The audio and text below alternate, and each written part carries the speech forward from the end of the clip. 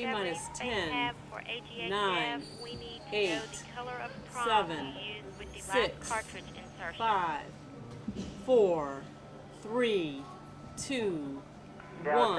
Ignition and liftoff.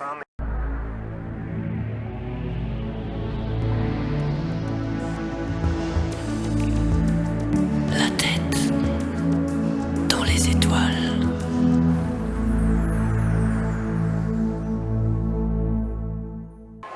Bonjour et bienvenue dans une nouvelle émission de La tête dans les étoiles, une nouvelle fois à l'Aerospace Center avec une invitée de marque. Je vous présente Lise Malone qui nous vient directement de Cap Kennedy en Floride. Et Lisa, can you tell us what was your job in the Kennedy Space Center? Yes, my job was Yes. public affairs. I Yes. started as a student in college and continued on through my entire career for more than 30 years and worked my way up to be the director of public affairs. So the job was to explain to the public all over the world the accomplishments of the space program. Ok. Il faut savoir que lorsque j'allais voir les lancements de navettes spatiales, j'avais une accréditation spéciale et c'est comme ça que j'ai connu Lisa là-bas et que c'est elle qui avait la responsabilité de signer notamment mes accréditations presse parce qu'il faut évidemment des laissez-passer spéciaux pour pouvoir rentrer. On ne rentre pas comme ça dans la base de Cap Kennedy. So you met so many people, so many astronauts, so many VIPs. Yes. Do you have? I'm sure you have a lot of stories to. What's the best one for you? The most best- memorable times I had that were because working the space program is very consuming and very interesting. But one of the things I got to do was the launch commentary for the launch of John Glenn going back into space in 1998. Where the 7 astronauts await. T-minus 10, 9, 8. We have a go for engine start. 5, 4, 3, 2, 1. Booster ignition and liftoff of Discovery with a crew of 6 astronaut heroes and 1 American legend. Houston Discovery, roll program. Roger, roll, Discovery. And why especially that one? There was a lot of public interest. We had 2,700 news media from around the world who attended the launch on site. And there was so much interest in his flying again. And of course, he was one of the original 7 astronauts. So it was very I interesting was at the launch. to me. Yes. I was on the press site. Yes. So it was the largest one of the largest outside of the, after the Challenger accident, the return to flight was very highly attended in 1988. We had 2,700 news media on site to cover that one. Those were the 2 biggest ones that I was able to be there for, and I enjoy it. I like the media, the film crews, the photographers, museum curators, anyone who's telling the story to the public, we help them get that information. Ok. Donc vous l'avez compris, c'est un métier passionnant. Donc elle n'est pas astronaute, mais elle était responsable des relations publiques à Cap Kennedy et de lors responsable de toutes les accréditations de toutes les personnes qui devaient se promener sur le site, les journalistes, etc., etc. You played also in a famous movie, The Space Cowboys.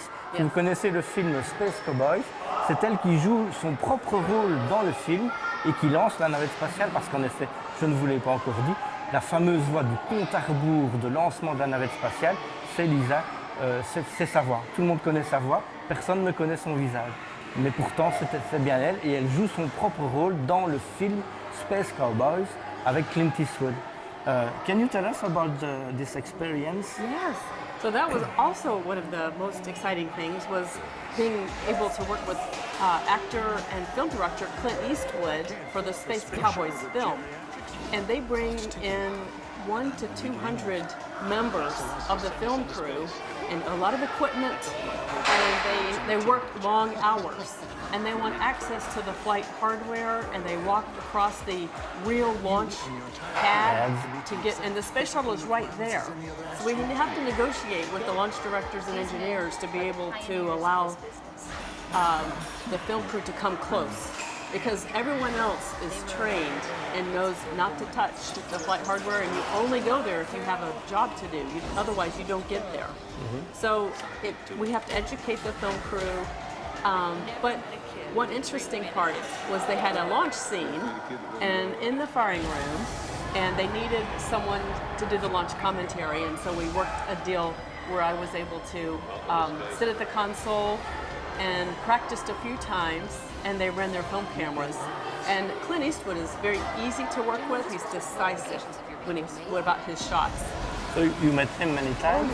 Well, that few days that he was there shooting the film, and he was busy, but I, interacted a few times, especially for the.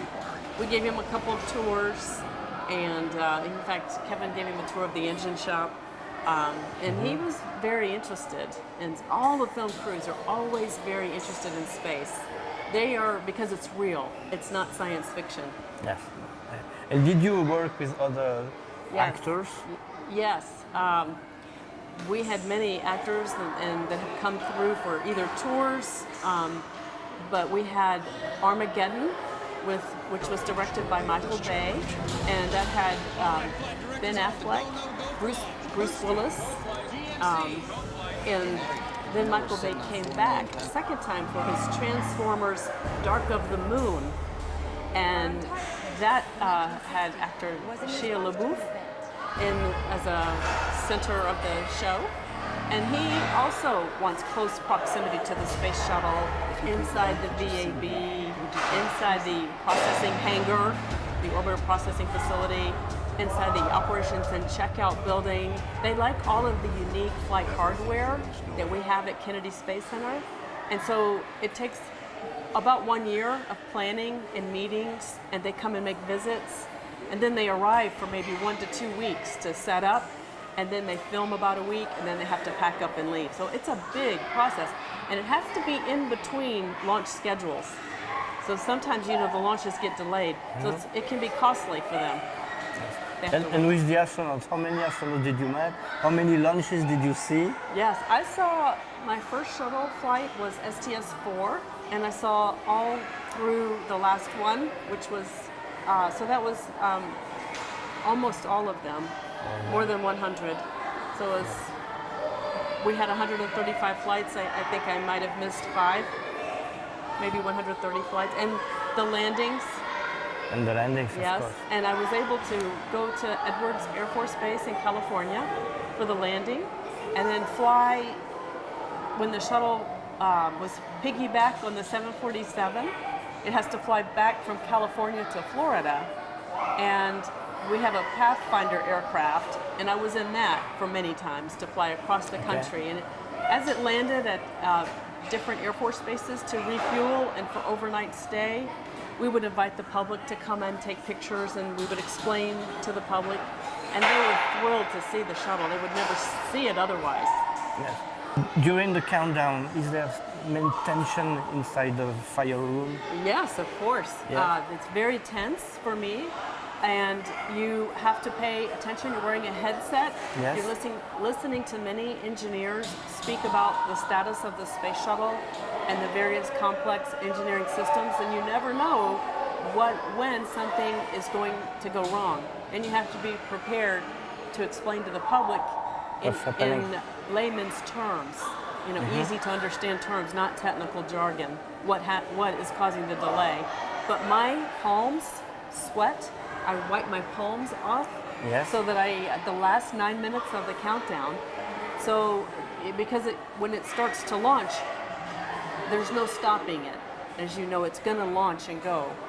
And anything is possible, and space travel is very hard to do, and it's just barely possible. And we try very hard to make everything prepared in advance so that it goes perfectly. And it does, most of the time. We've only had the 2 accidents. But Did you have the case of the countdown stopped? yeah, there's been many times when we had a weather delay or a scrub, but I never had a space shuttle main engine shut off. That's only happened a handful of times during the shuttle launch. Not when I did the launch. I did have for a Delta rocket launch, there was a mishap. We lost and we lost the mission.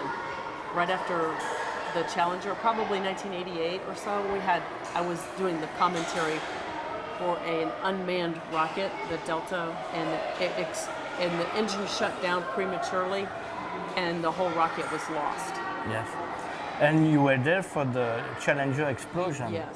You saw it. Yes. How was the context just after? Yes. Well, at first, I was very young. I just started to work there, and I knew something had happened.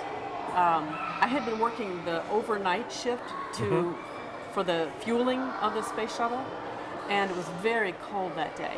And there were icicles on the launch pad.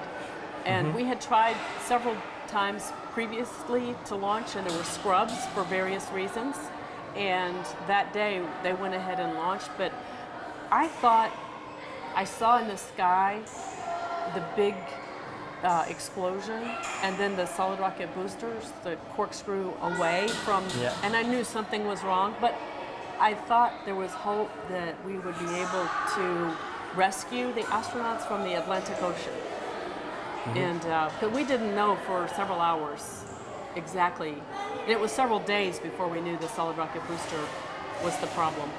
But there were a lot of media that showed up overnight. 1,000 overnight showed up to come, and we kept the press site open 24 hours for 2 weeks. Okay.